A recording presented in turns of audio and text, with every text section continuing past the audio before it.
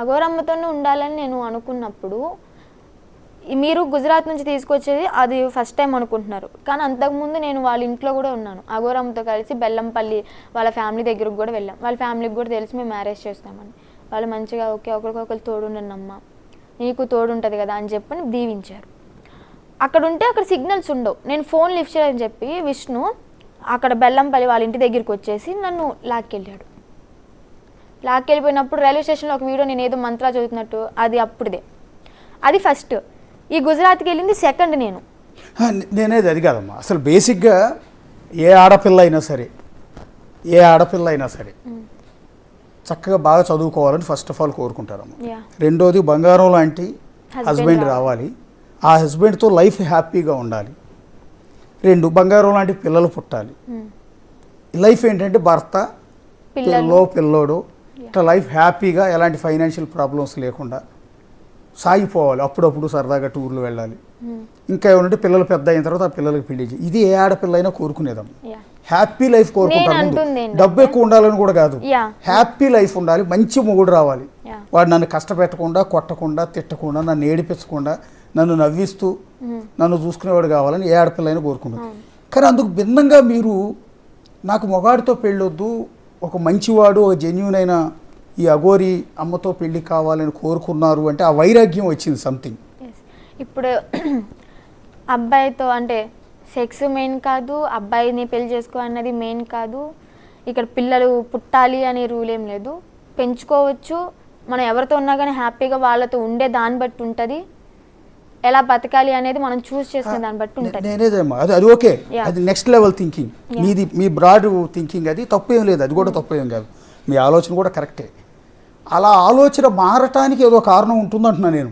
మీరు అట్లా డెసిషన్ తీసుకుంటారు, మగాన్ని పెళ్లి చేసుకుంటున్నారంటే పెళ్ళి అనేది కేవలం సెక్స్ కోసం మాత్రమే కాదు కదా, లైఫ్లో భాగం అది, అంతే తప్ప. ఎందుకు నా మైండ్ చేంజ్ అయింది అంటే నేను లైఫ్లో చూశాను చాలా మంది, నా ఫ్రెండ్స్నే చూశాను, 2-3 ఓకే లేచిపోయి పెళ్లి చేసుకుని హస్బెండ్తో గొడవ పడి 2-3 నెలలకే చనిపోవడం, లేదా మళ్ళీ సపరేట్ వచ్చేసి ఇంకో పెళ్లి చేసుకోవడం. అలాంటివి నేను నా ఫ్రెండ్స్లోనే చూశాను కాబట్టి ఇలాగ చేయడం జరిగింది. నా థాట్ అనేది అలా నిదానంగా మారిపోవడం జరిగింది. అబ్బాయిని పెళ్లి చేసుకుంటేనే ఇలాగా ఏంటి అని చెప్పని నేను ఇతన్ని ఇష్టపడి పెళ్లి చేసుకోవడం జరిగింది. బిఫోర్ అమ్మా నాన్న సంబంధాలు చూడలేదు మీకు? బిఫోర్ అంటే 2 years బ్యాక్ నాకు ఇంకో గురువు ఉన్నారు తణుకులో. నేను అంతకుముందే అఘోర దీక్షలో ఉన్నాను. తణుకులో రాజేష్ నాథ్ గురూజీ అని చెప్పి ఉన్నారు. ఆయన దగ్గర గురుమంత్రం నుంచి వదిలేశారు, అంతగా కేర్ తీసుకోవడం పట్టించుకోవడం అవేం లేవు. తర్వాత సనాతన ధర్మం గురించి ఈమె వీడియోస్ చూసి అవి చూసి కొంచెం ఇన్స్పైర్ అయ్యి ఓకే ఈమె దగ్గరికి సాధనకి వెళ్తే బాగుంటుంది కదా అన్నట్టు ఫస్ట్ అనుకున్నాం. కానీ ఈమె వచ్చిన తర్వాత ఈమెను చూసి, ఈమె మాటలు, ఈమె జెన్యూనిటీ చూసి నాకు లవ్ ఎఫెక్షన్ వచ్చేసింది. తర్వాత ఇద్దరం ఓపెన్ అప్ అయ్యాం, పెళ్లి చేసుకున్నాం, అదంతా అయిపోయింది. ఓకే,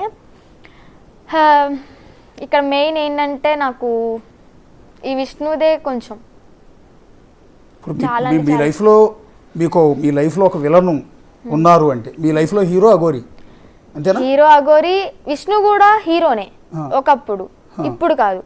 ఒకప్పుడు ఉన్నంత ఇదిగా విష్ణు ఇప్పుడు లేడు, ఇప్పుడు మాత్రం విలనే నా లైఫ్లో. హీరో విలన్గా టర్న్ అయ్యాడు. ఎస్.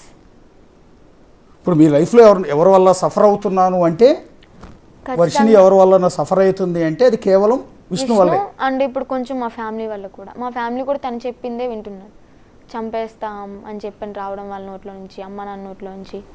నా అమ్మ మాట వినకపోతే నేనే లేపేస్తాను నిన్ను. మా మమ్మీ ఈరోజు మార్నింగ్ అన్నారు బస్ స్టాప్లో. ఆ మాటలు కాదవి. ఓకే తల్లి, కానీ చిన్నప్పటి నుంచి చూస్తున్నాను ఆమె మాటలు ఎలా ఉంటే నాకు తెలుసు, ఆమె మాటలు కాదవి. క్లియర్గా నాకు అర్థమైపోయింది. మీ అమ్మకి నువ్వంటే చాలా ప్రాణం అమ్మ, ఎందుకంటే మన మాటలను బట్టి నాకు అర్థమైంది.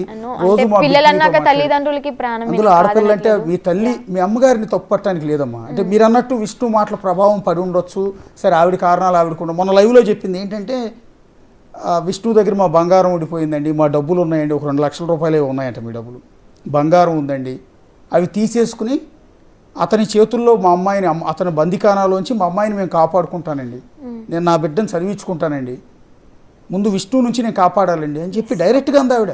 ఎందుకంటే మా మమ్మీ ముందు చాలాసార్లు కొట్టాడు కాబట్టి, చిన్న చిన్న విషయాలకే, చాలా సెన్సిటివ్ విషయాలు. ఎట్లా ఊరుకుందమ్మా మరి ఆవిడ? ఇప్పుడు మీ అమ్మాయినా మీ నాన్న అడ్డుపడేది, వాళ్ళ రక్త సంబంధం. మా మమ్మీ అడ్డుపడేది, మా అమ్మాయిని కొడతావేంటి, నా ముందు అసలు మా అమ్మని కొడతాను నువ్వు ఎవడివి, మా మమ్మీ తిట్టేసింది ఓపెన్ అప్గా. ఆవిడ కూడా తిట్టేవాడా? అది మాట వినకపోతే ఏం చేయాలి అది ఇది అని చెప్పని మీదకి వచ్చేవాడు. మొన్న నాకు తెలిసింది ఏంటంటే మమ్మీ అంత ముందు దాకా మీడియా ముందుకు రాలేదు, నేను వెళ్ళిపోయిన దగ్గర నుంచి సడన్గా వచ్చింది. మా మమ్మీని చూసి ఇవన్నీ వాచిపోవడం వల్ల నేను గమనించాను మా మమ్మీని కొట్టారు. అది తర్వాత నాకు తెలిసింది. మీ మమ్మీని ఎవరు కొట్టారు? హర్ష అన్నయ్య విష్ణు ఇద్దరు కలిపి కొట్టారు. అందుకే మా మమ్మీ నిజాలు ఏం చెప్పలేదు, వాళ్ళకి అనువైనట్టు చెప్పింది. ఈ ఎపిసోడ్లో ఇప్పుడు హర్ష మీ సొంత అన్నయ్యమ్మా? సొంత అన్నయ్యే, కానీ ఫుల్లీ ఇన్ఫ్లుయెన్స్డ్ ఎవరు అంటే హర్ష అన్నయ్య. మీ సొంత ఇప్పుడు మీ అమ్మకి ఇద్దరు, నువ్వు మీ అన్నయ్య ఇద్దరు, నేను హర్ష నువ్వు కదా. ఇప్పుడు గుజరాత్ నుంచి మిమ్మల్ని తీసుకురావడానికి హర్ష కూడా వచ్చాడు కదా. వచ్చాడు. ఇప్పుడు హర్ష ముందే నిన్ను పడేసి కొట్టాడు అతను?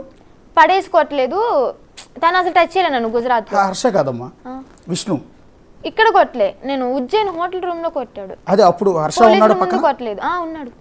తోడబుట్టిన చెల్లెలు ఎవడో బయట వ్యక్తి వచ్చి